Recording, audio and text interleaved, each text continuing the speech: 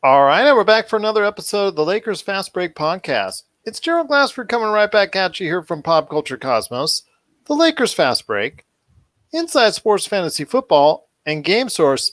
We truly appreciate everyone out there listening to all of our shows, and if you can, please give us that 5-star review on Apple Podcasts. Plus, if you can like, subscribe, share, follow, whatever you can do to support us here at the Lakers Fast Break.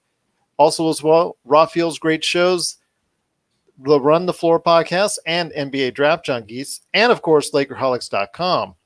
It is truly appreciated.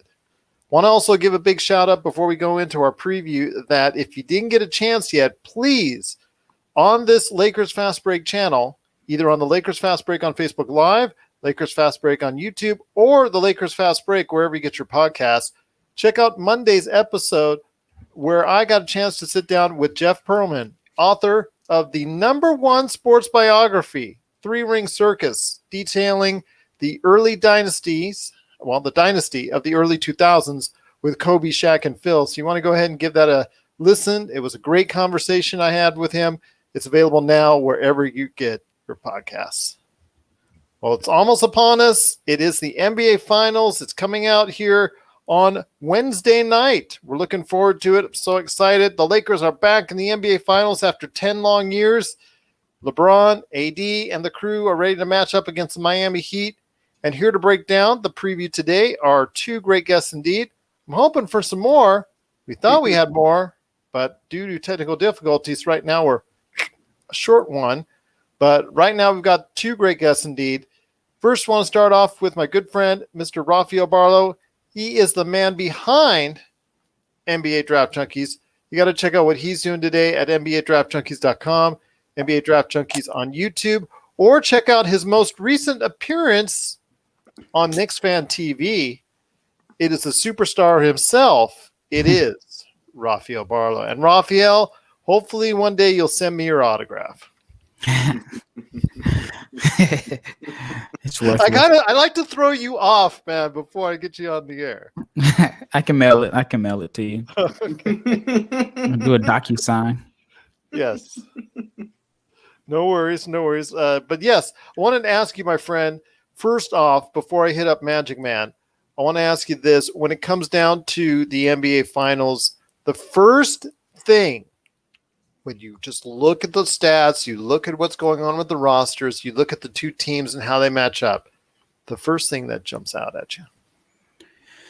AD versus Bam. Very good start. Even though, well, I guess you're looking at the roster, but to me, it's really Bron versus Riley or Bron versus Bo, Bron versus the Heat. But yeah, Bam versus AD is going to be an interesting matchup. I think AD wins that.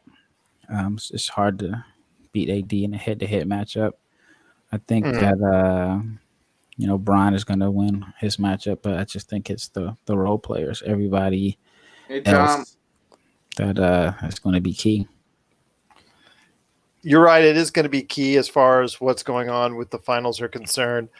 I will say also as well, we've got here, he's one of the blog editors for LakerHolics.com. You got to go ahead and be part of the conversation today at LakerHolics.com. And Sean, a.k.a. Magic Man, Sean Grice, I want to ask you this. What's the first thing that sticks out to you when it concerns the Heat and the Los Angeles Lakers? Well, what concerns me, Gerald, is what you mentioned in the last podcast we were with together, is the versatility.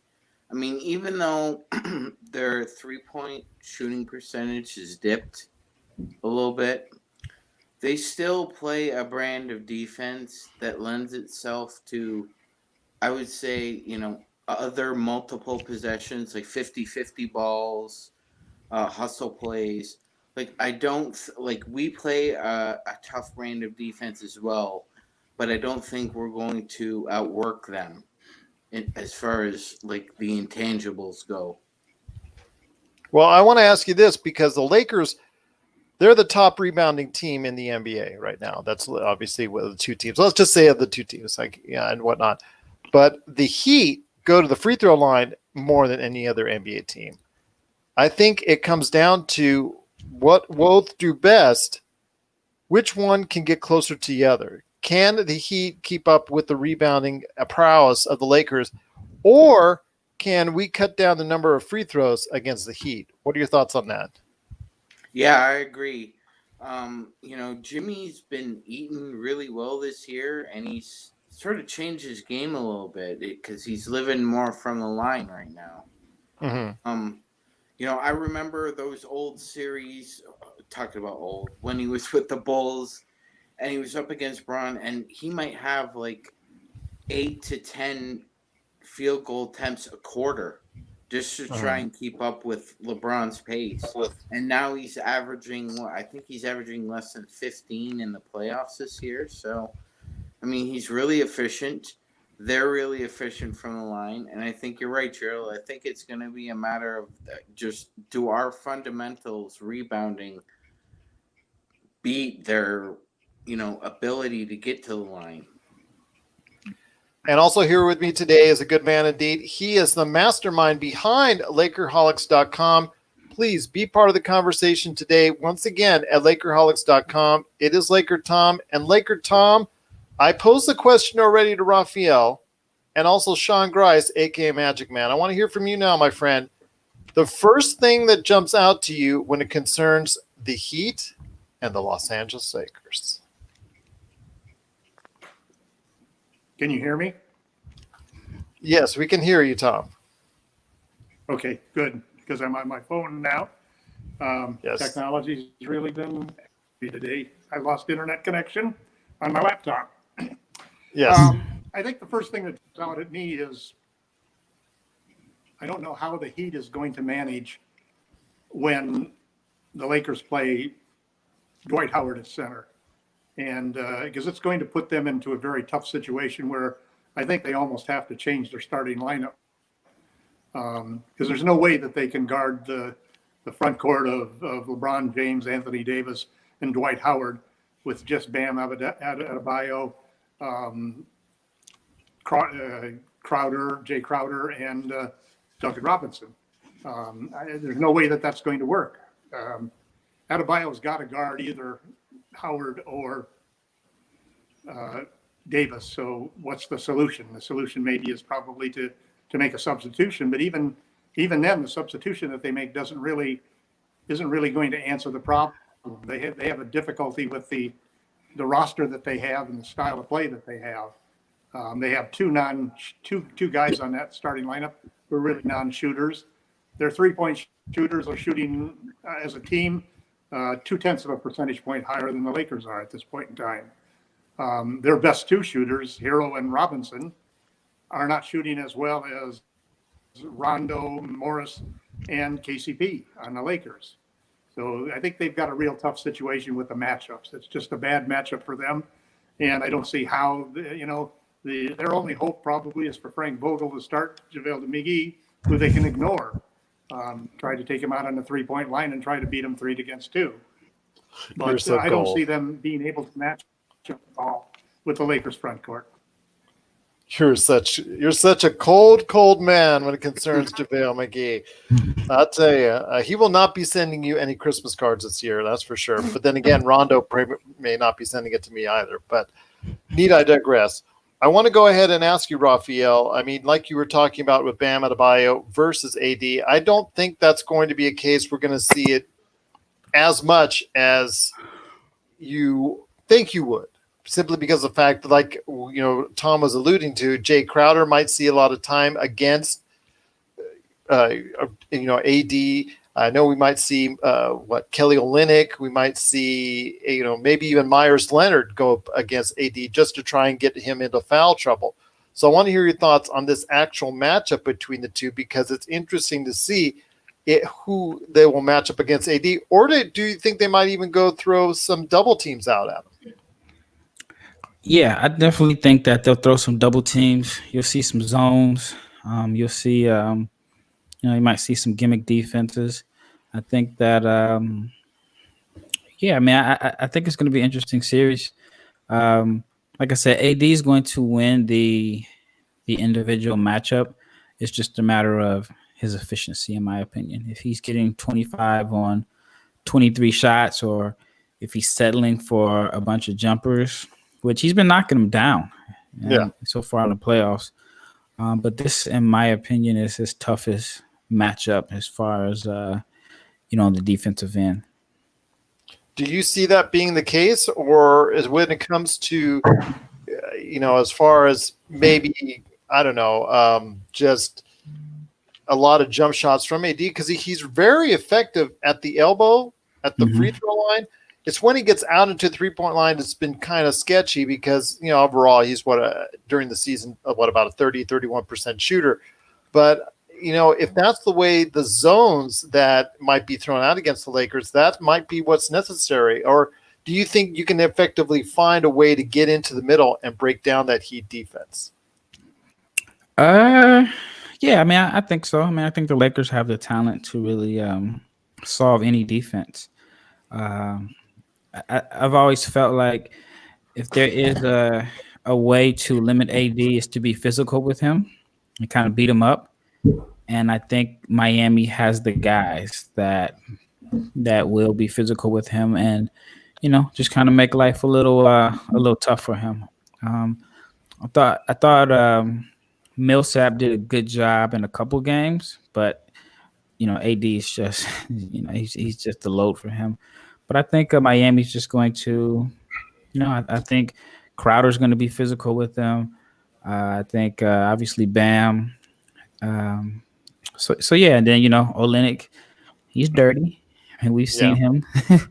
He's ripped out an arm or two. Yeah. So I'm not saying that he'll do that, but I think it's going to be a physical series, probably the most physical series the Lakers have had in this playoffs.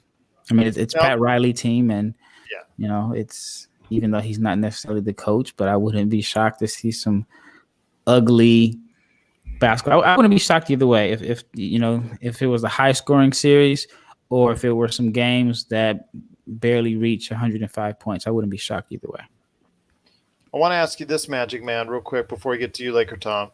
I want to ask you this. Do you see a possibility of the Lakers getting behind the zone with a lot of alley-oops?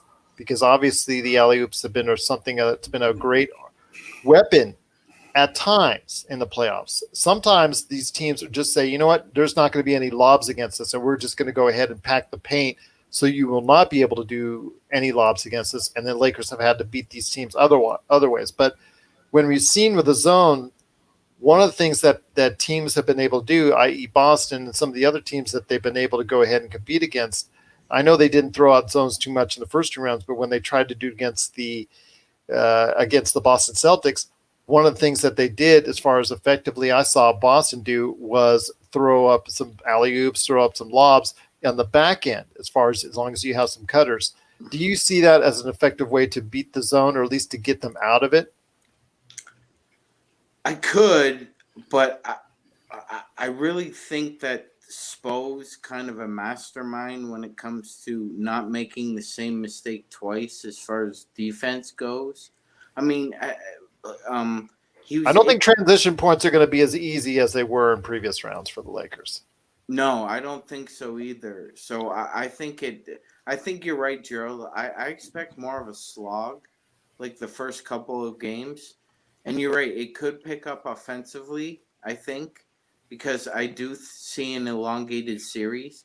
But I think you're right. I think we could see a defensive battle the first couple games because of the tentativeness, the ability of the Heat to just keep scrapping away. I mean, again, I keep emphasizing the fact that even though they struggle a little bit 3-point shooting wise, they're still able to come up with multiple stops defensively that they compete and they try and outwork you. This is a Pat Riley special right now.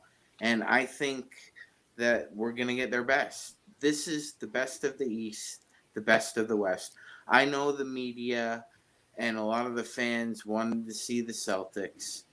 A part of me did too. But I really wanted to see the Heat because I know that LeBron wants a piece of Pat Riley. Well, I can tell you right now, for me, it was not any nostalgia, although I cannot stand the Celtics. I will tell you this. I'm looking at it objectively. I just thought the Celtics were an easier matchup because there was no way there was no way they were going to stop AD with anyone that they have. No. And LeBron could just bowl over anyone that they have as far as from a standpoint as far as who's going to guard him. So Smart couldn't have kept up with him, et cetera, et cetera. But need I digress? They're not here. Miami is. One of the things, LakerTom, I wanted to ask you is in regards to the versatility that I had spoken about before, that Magic Man just mentioned that Rafael and I talked about, because they have not one, not two, not three, not four, not five, not four, but five players that can score on you in bunches. Now, mind you, they don't have that one-star player. Jimmy Butler doesn't always go and hit the stratosphere each and every game, nor is he relied upon it on that team. And that's the beauty of the Miami, is that they don't have to have Jimmy Butler score 20 or 30 each and every game. He scored a dozen points on a couple of occasions in the playoffs, and the team has been just fine. So I want to hear your thoughts on how much of a problem this will be for the Lakers as far as their versatility on Miami is concerned. Well, I think the flip side of that coin, Gerald, is the NBA Finals are won by superstars. They're not won by egalitarian teams with 5 or 6 Tell that to Detroit, who are equally able to score. You got LeBron James and you got Anthony Davis. They are by far the best 2 players in the series. You can argue as much as you want that as the Heat try to claim that they have the next 10 best players or 7 best players or whatever. But it all comes down to how are they going to stop LeBron James and Anthony Davis? There's a reason why 9 out of 10 of the Sports Illustrated writers voted the Lakers to win. There's a reason why Las Vegas has them as the heavy favorites. No, not as much anymore. I will tell you. Well, I will tell you that there's a lot of money going on Miami, and that there's a lot of analysts out there that are picking the Heat in 6 or 7 games. That's okay. It's not going to happen. The Lakers are by far the superior team, and they have the best. I didn't say it was going to happen. I'm just telling you what's out there. Yeah, but that's still. I mean, they're seeing some good odds. They're seeing some good odds, and it's a long shot that they think could come out and win. But the real reality is that this is LeBron James' opportunity, Anthony Davis's opportunity, and the Los Angeles Lakers' opportunity to win their 17th NBA championship. And they're not going to go into the series flat. They're not going to go into it overconfident. They're playing their best basketball right now. And if you put Dwight Howard in the lineup along with those 2 guys and better 3-point shooters at this point in time in the playoffs than the Heat have, I don't see any way that the Heat can match up with the Lakers. It comes down to the matchups and superstars. Well, there you go. Who's going to guard Dwight Howard? You're going to have Adebayo guard AD. Who's going to guard Howard? Go ahead, Sean. LeBron? Wow. Yeah. Go ahead, Sean. Yeah, no, Gerald, you mentioned Detroit there. I just wanted to bring something up. And again, some people might call this Lakers exceptionalism, whatever. But we remember that we lost in 5 games to Detroit. The next season, we missed the playoffs. Well, this year, my friend, the Lakers went from missing the playoffs all the way to the NBA Finals, and we're the only team to bookend that particular little factoid in NBA history. That's a good point, indeed. Rafael, I want to ask you this real quick. And when it comes to LeBron and who's guarding him, that's also a note of contention, because Andre Iguodala, this is one of the reasons why they got Andre Iguodala, and also Jay Crowder, and also have Jimmy Butler. I know it's not the Iguodala of 2 years ago, or even 1 year ago, possibly, although he did have a great game in their last game in Game 6 against Boston, which was probably one of his first really, really strong games for the Miami Heat. But I want to hear your thoughts. Can anybody really slow down LeBron at all on the Heat outside of going to just a fierce double team on him every time he has the ball? No, I don't think anybody can slow LeBron down. I mean, the only time I've really seen him slow down was when Dallas ran that tricky zone man defense. But I do think Miami has the defenders that they can throw at him to, just kind of make things a little bit difficult for him. Even though, like everyone says, the Iguodala's not the player of old. If I remember correctly, he's been injured with the hamstring or whatever injuries in the last few finals. So I think we might see like the best version of him since 2000. Was it 15 that he won the MVP? I think so. So yeah, I mean he's well rested. He's probably played 20 games this year at the most. I mean, I think that he could be a liability on the offensive end, but for whatever reasons, like he always hit timely big shots with Golden State. And I think even was it the last game? He 4 for 4. Yeah. So I think that he's I think he's someone that could have a real impact in the series. I mean, Crowder, he's physical. And he's either been fiery hot or ice cold here in the playoffs. He started off hot. Now it's icy cold. Yep. But yeah, I mean, I think LeBron is going to get his points. I mean, I personally want to see aggressive Bron from game one all the way on. None of the passive stuff. There's been games we saw in this playoffs where you can tell in the first minute of the game, all right, he's looking to come in and dominate this entire game.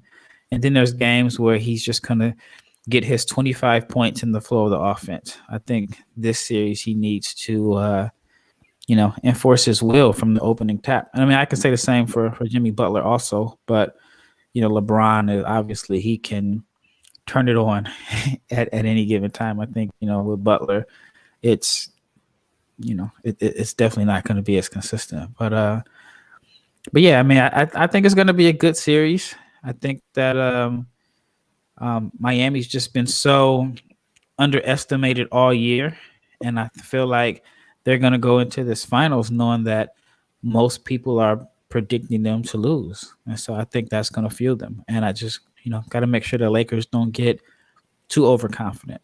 I mean, the fans are, but yeah. Make sure the Lakers I mean, on a social media standpoint and a fan standpoint, obviously it's been overwhelmingly LeBron. Lakers, whatnot. I'm just saying from a betting standpoint and also as well from what I'm seeing in the analysts out there, more and more analysts are picking the Heat in a long series right now than I was surprised in seeing personally. But then I also see the numbers shrinking as far as it's concerned because so much money is going right now on the Heat here in Vegas. LakerTom, are you there, LakerTom? He looks frozen. Yeah, he looks frozen right now. So I don't know if that's a bad thing or a good thing. No, I'm kidding. I'm just kidding, of course. But Sean, I want to ask you this, my friend, since LakerTom is not available. When it comes to the size matchup, do you think the Lakers will stay big, or do you think it suits them? Because you've seen a version of them small and go 5 out, and you've seen versions of where they go big and go all in on that. What do you think is going to be best to suit them right now coming up in the finals? Do you think stay with Dwight? Possibly even adding some McGee in there, keeping them as far as 2 bigs for as long as he possibly can, then closing out with AD, or do you see something different? Well, I'll answer that question, but I'll ask you a question first, Gerald. How many minutes do you expect Bam Adebayo to play during the finals? At least I expect him to play 35 to 40 every game. Yeah, so I'd expect to see a lot of at least 2 of the 3 LeBron, AD, and Dwight, at least 2 of the 3 on him most minutes. And I expect either AD and Dwight to – I think either I'm comfortable as a Laker fan with either one of those guys coming up to Bam at the three-point line because I know either one of them can recover to the free throw line. And I know that the perimeter defense with LeBron – he's like a saltwater crocodile when he sees somebody with the ball in their hands. He literally is running at them like a saltwater crocodile, and people are scared. Here, you take it. You take it. It's literally amazing to see a guy at 35. I didn't even see Jordan do this. And I remember Michael Jordan in his prime as a defender. I didn't see guys get scared to run off a three-point line when Jordan came at them. I'm seeing it with LeBron James. I'll tell you what, this saltwater crocodile thing, man, this got me kind of scared. I've been in Florida and seen the saltwater crocodiles, so I don't know. They might be. They're lurking somewhere around where they're at down in Disney. So they are lurking around there. Absolutely. And the thing about them that's crazy is they can jump their whole body out of the water. So Absolutely. I think LakerTom is still having issues because we're probably seeing him right now at probably one frame a second. LakerTom, do we have you here? Are you there? LakerTom is on AOL. Yeah. I hear you, Laker. Oh, there he is. Yeah, 2800 baud modem. There you go. He's got the disc.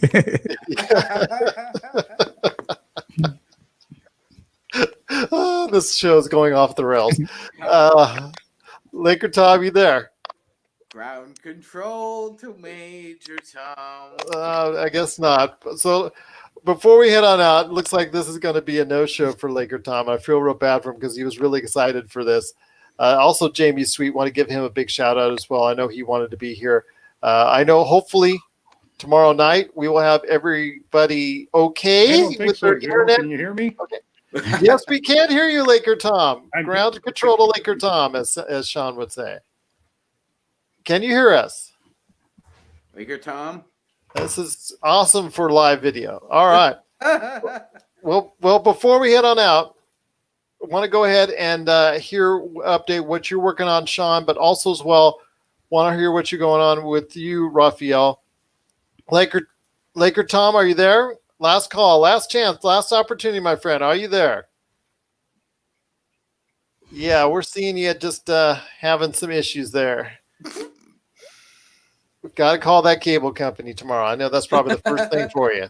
Believe me, that's some things I've had to deal with in the past too as well. But Rafael, before we head on out, my friend, what are you up to at NBA Draft Junkies? Just updating content. I did a show yesterday on Knicks Fan TV. It was interesting. It was my first time doing a live show. It was live stream on YouTube. I've done that before, but where they had callers. So that was actually pretty interesting. And all the callers. It was comedy. It was a fun show. So I didn't get a chance to put a video up that I wanted to, but I should have it up tomorrow. But I will have another international prospect up. And then today, my days are all mixed up. Today I did upload. Was it yesterday? Maybe it was yesterday. I uploaded a video of Israeli prospect Yamadar. I think that he could be a guy that team should. A day ago, yes. Yeah, I think he's a player that team should take a flyer on in the second round. He kind of reminds me of a combination of Patrick Beverly and Carlos Arroyo. So that's an interesting combination. So is having two LakerToms that you had on here for a couple of seconds. That threw me off. Well, LakerTom, Sean, I'm going to go ahead and interrupt. But again, check out Rafael's site, NBA Draft Junkies, and also his Run the Floor podcast as well. LakerTom, before we lose you for the 70th time on this show. Sorry about that, Gerald. No worries, my friend. It makes for great live television. But I want to ask you this. Maybe we can go ahead and see what we can do to vote this November. And hopefully one of the things we can vote on is better internet coverage for us nationwide. But anyways, LakerTom, I want to ask you this, my friend. What are you up to at Lakerholics.com? I want to hear Rafael and I always take bets on how many things you have in the chamber. Ready, just cocked and loaded right there. What do you got? I'm guessing 5. I know Rafael probably 5 is actually the right number. Yes. Oddly enough, one of the problems that I ran into is that I ran into it on Medium because basically I've got so many things in work at different levels, and Medium posts them based upon their original date that I did them. So they're coming out chronologically out of order. But I'm working on a piece of Dwight and Rajon being the unknowns that the Lakers have come across.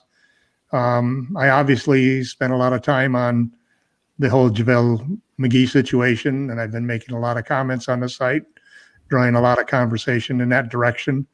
Eric Pincus, actually, who's one of the top reporters for the Lakers, actually brought up the subject that he thought that Vogel might actually start JaVale his logic was based upon his good performances back in November and December, which was the last time the Lakers played the Heat, which really just gave me shivers to think that a head coach would make a decision to start JaVale McGee based upon 2 games 9.5 months ago versus the guy who just came in and played 2 of the best games that we've seen all year. Does it concern you though that this team, the Miami Heat, capitalizes on the free throw line better than anyone? So Dwight Howard, you and I both know Dwight Howard is very prone to get cheap fouls. True, but the other side of it is if they try to throw a 2-3 zone against the Lakers, that is going to be disastrous because if you went back and looked, Pete Zayas of Laker Film Room had a great video from back in the November game when they threw that zone against us. And the way you break that zone basically is to get somebody at the free throw line who can really distribute the ball or threaten. And that's LeBron James and Anthony Davis. In that particular series, there was dunk after dunk underneath from McGee and from Howard as they won that game 95-80, I think. That was a home game for the Lakers. But get the ball to LeBron. They took a little bit of time to understand what was happening, as most teams do when they get thrown have a zone thrown against them. But basically, they ended up getting the ball to LeBron or AD at the free throw line. AD shoots, 85% from that spot. And it's just like 3 is greater than 2, but not when the guy shooting 2 is shooting 85%. So I think that the Heat really still have a problem. And I think I don't think they can throw the zone against the Lakers. And their best hope is probably to try to build a wall the way that other teams have and hope that the Lakers 3-point shooters, who have won 12 of 12 games when they shoot over 30%, and they've shot over 30% on 12 of the 15 games. So it's going to be a tough hole for the other thing that everybody keeps forgetting is the bubble helps teams that have young players because they don't have to play in front of the fans. They don't have to have that pressure that comes from all of the fans screaming and finishing a game 7 or the first 2 games in a hostile arena. But the simple fact is the pressure does mount and ratchet up as you get deeper into the playoffs. The Heat shot 39% in the first round, 37% in the second round, 32% in the third round. That pressure is going to get bigger and bigger in this series. And the Lakers have 5 guys who have extensive finals experience. The Heat have 0. That's a big factor when you come down to a final closeout, 4 games to go. And you have LeBron James, who's been in more finals than 27 of the 30 NBA teams. And anybody who doubts that LeBron is probably as hungry for this championship as any he has had been in his 17-year career, it is really almost a laugh to think that the Heat are going to survive. Go ahead, Rafael. Yeah, I don't think the finals experience means a lot. I mean, Golden State had absolutely 0, and they ran off, what was it, 3 out of? Yeah, but 5? They had 3 superstars. Name those 3 superstars on the Miami Heat. Well, did we consider them one guy was a superstar in 2015? I don't think we considered them superstars in 2015. Only one was an all-star. Well, who besides Adebayo is going to emerge like that? I mean, well, Butler's an all-star. I mean, Hero could end up have a Klay Thompson type activity, performance or career. Yeah, I just think that Fifth seed has never won the NBA Finals. Yeah, never. I mean, I get it from that point. Yeah, but you're saying it like there's actually been a 6 seed that has. So you're saying it like it's 1 6 seed. Well, it's a bubble. We've never had a bubble before either. Yeah. Go ahead, Robbie. So if I'm not mistaken, I think AD has shot, I think it's 14 for 32 or 12 for 30 or something like that. Thing like that from 3. So he's shooting well over 38%. He wasn't shooting the 3 ball all that well throughout the season. No, about 30% clip, like I said earlier. Right. So if he's shooting, around 35% from three, and he's still shooting that, ridiculous 50% from mid range on 50% of his shots, I mean, there's not much he can do with that, and that's the problem that they have. He's efficient at all three levels, and when he's at least efficient in two of the three, and you have LeBron James and a cast of other good players, it's difficult to beat this team. So Do you think that AD is going to take Bam out to the 3-point line? Because I've read a couple articles where they sort of have alluded to that being the Lakers' strategy if Bam decides to guard him. yeah, I don't know what they do with Howard then underneath. Well, they would be playing Howard because Bam would be guarding Dwight Howard. Yeah, that's what I'm guessing. Who's going to guard AD then? Well, they'll throw Crowder. They'll throw one of the big guys as far as their 6'7". They could even bring out Olynyk on him. But I think what's going to happen is Rondo and LeBron are going to do a lot of headhunting for these guys. No, I'm sure they will. That's what you're going to see pretty much throughout the series. Rafael, I know you had something you wanted to say before we go ahead and. I was just talking about how, 2015, we didn't think Draymond was a superstar or Clay or any of those guys. We respected it once they won. And, I think Hero could be a future All-Star. Bam is developing into one of the best bigs in the game. And so I think that a lot of people are really underestimating Miami, which is exactly how they want it. If you poll, 10 Laker fans, 5 games at the most, Miami doesn't stand a shot. Well, we got 2 guys right here with 6. Well, he's got a point, Rafael does, because Kendrick Nunn was a first-team All-Rookie, and he didn't even play. And they could put him out at any point in time. Same thing with Derrick Jones Jr., who played some admirable defense over the course of the playoffs. They have some players on that team as far as versatility is concerned.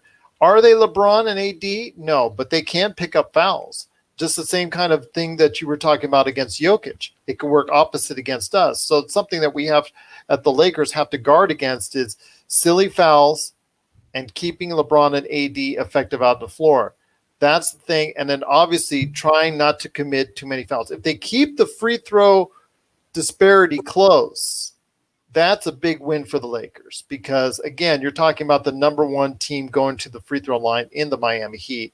So you got to go ahead and make sure that you go ahead and at least minimize that difference as best as possible while still maintaining your advantage on the boards and your height. So hopefully we'll go ahead and see that. But before we head on out, guys, I know LakerTom, like I said, has got a lot of things going on at LakerHolics.com and his Medium articles as well. So you want to go ahead and check out what he's doing at LakerHolics.com. Sean, a.k.a. Magic Man. But yes, go ahead, Rafael. Yeah, I wanted to add, I think that Dragic is underrated. I mean, let's say if you go by the last 3 years, Miami has had more All-Stars than the Lakers. Dragic was an All-Star a couple years ago. Butler was, Bam was this year. I think ever since he got into the starting lineup, he's been playing really well. Yeah, I mean, I think that they were. He's their best player right now. Yeah, so I think it goes 2 ways. I think the Lakers are playing JaVale a lot of minutes, and during the season in the last game to save AD to play a bigger role in the playoffs. Right? Wouldn't that be play? Right, but I'm saying all season long, all season long, they're not playing the same rotations that they played all season. Right. No, so I think that Miami may have been doing the same thing. Dragic is older. He might be 34. Was Kendrick Nunn playing a lot more minutes to save Dragic for the playoffs? Myers Leonard has only played 9 minutes in the entire playoffs. He was actually their starting center for the 51 games. Yeah. So I think they've been doing a little smoke screen. I think that the problem that the Lakers may have with Goran is that he's so aggressive. He's looking to attack every play, and he's the type of player, depending on how the refs call it, he can get AD or Dwight or any guys in foul trouble in 2 bang-bang plays early.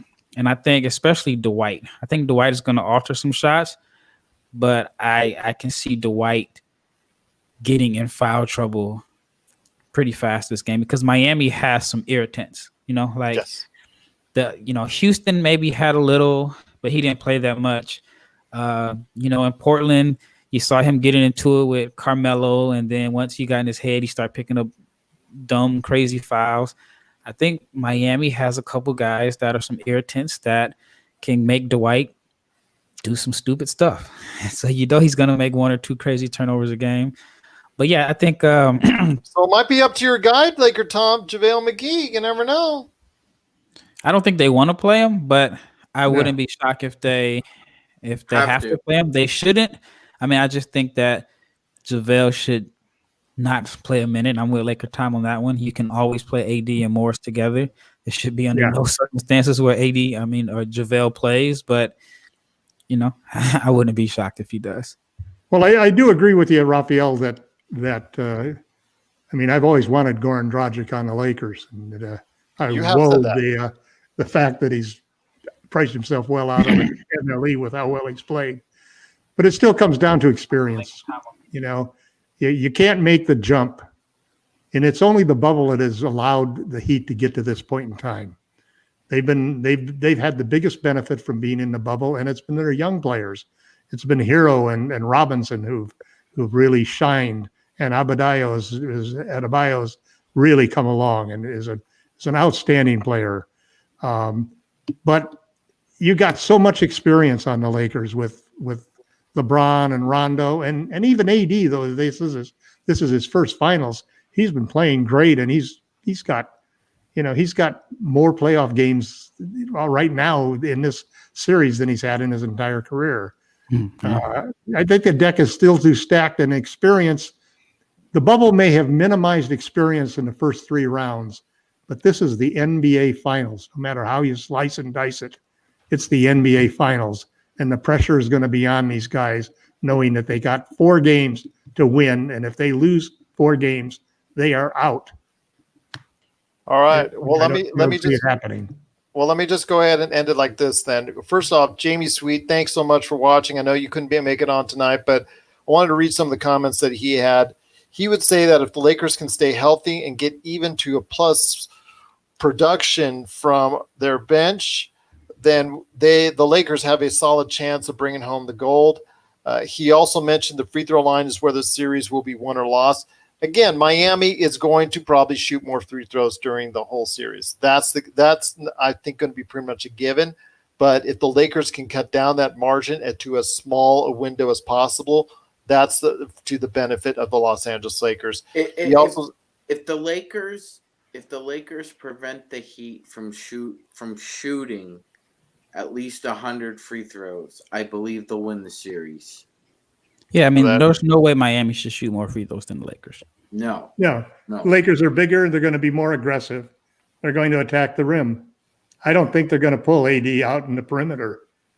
Well, I'm hoping that that's the case and that the Lakers will actually win the free throw battle. I'm just going by off what the analytics have said and what the average number of free throw attempts per game, which is in advantage big time on the Heat. But if that's the case, I would love to see that it shrunk even further, or even the Lakers getting the lead on that one. I wanted to go ahead and finish what Jamie was trying to say. Dragic is going to be a problem. Obviously, like you were saying, Tom, he thinks Miami has to go small and go 5 out in order to force Dwight Howard to the bench. That's also a possibility as well. But when it comes down to it, and we're going to head on this as far as for all you guys, I'm going to let Jamie Sweet talk about his prediction right now, and he predicts the Lakers in 6. So before we head on out, I want to go ahead and hear from each one of you guys your predictions. Sean, a.k.a. Magic Man, you can check out what he's doing today at LakerAlex.com. I want to hear your final thoughts. What are your thoughts on the finals, and who do you think is going to win? It's a hell of a matchup, Gerald. It's a matchup I wanted to see as a hardcore NBA fan. This is the Heat, the Lakers, the best in the West, the best in the East. I think it's going to be too much for Miami to overcome AD. I think it's a bit of a long series, but I like the Lakers in 6. There you go. There's one right there for you. Agreement with Jamie Sweet. Somewhere Jamie is probably, giving you a high five virtually because he agrees with you. My good friend Rafael Barlowe, who's been with me, and first off, I want to again thank him for his entire patience and with me the entire playoffs. We've been doing this each and every time out. I cannot thank him enough, and I do owe him a great debt of gratitude for it. The NBA finals are here, my friend. So here we go.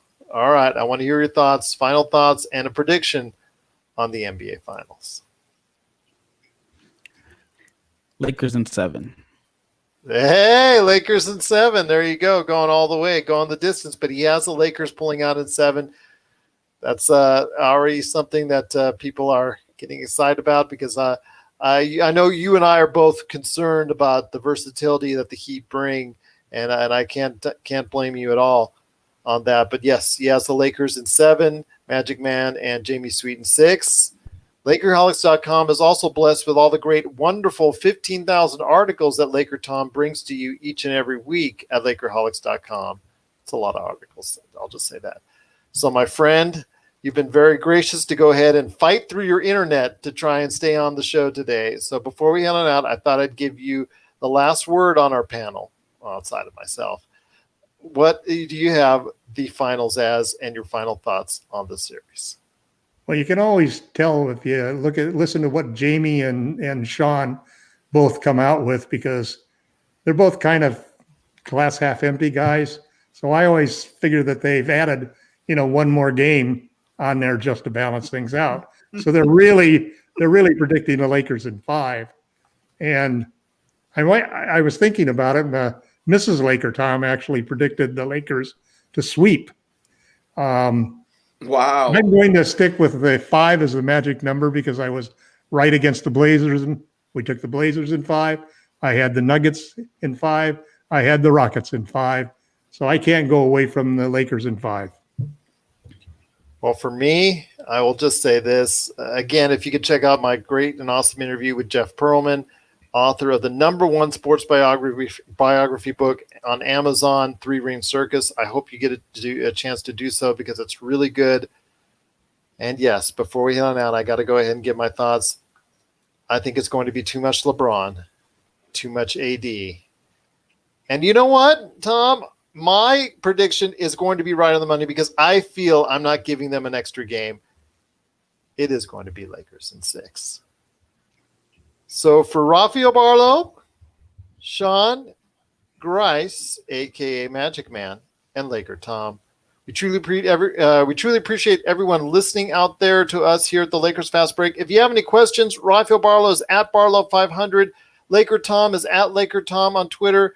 Sean Grice, you can hit him up at Magic Man on LakerHolics.com, and of course myself at Lakers Fast Break on Twitter. If you have any questions, comments, you don't like us at all, whatever, please just share us your thoughts on Twitter today. Here we go, guys. NBA Finals coming up tomorrow night. We're so excited. Lakers back in the NBA Finals. Will they do it? We'll find out, and we'll give you a recap of Game 1 tomorrow night right here at the Lakers Fast Break podcast.